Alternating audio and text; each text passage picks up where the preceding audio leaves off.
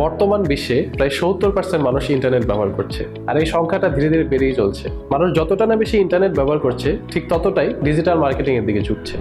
আসসালামু আলাইকুম, আমি সাকিব।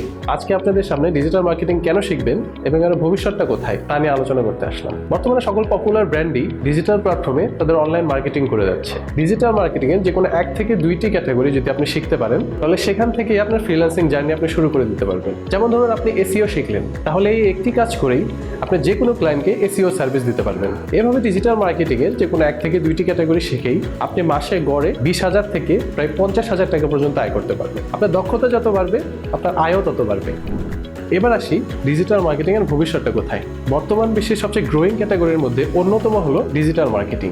2022 সালে এসে ডিজিটাল মার্কেটিং এর মার্কেট ভ্যালু 420 থেকে 460 বিলিয়ন মার্কিন ডলার, এবং এই মার্কেটটি ধীরে ধীরে আরো বড় হচ্ছে। প্রতিনিয়তই যত বিজনেস আবিষ্কার হচ্ছে, সাথে সাথে ডিজিটাল মার্কেটিং এর চাহিদাও ততটাই বাড়ছে। তাই আউটসোর্সিং ট্রেনিং সেন্টার থেকে আমরা বলবো, ক্যারিয়ার হিসেবে ডিজিটাল মার্কেটিং এর ভবিষ্যৎ অনেক উজ্জ্বল এবং সুদূর প্রসারী।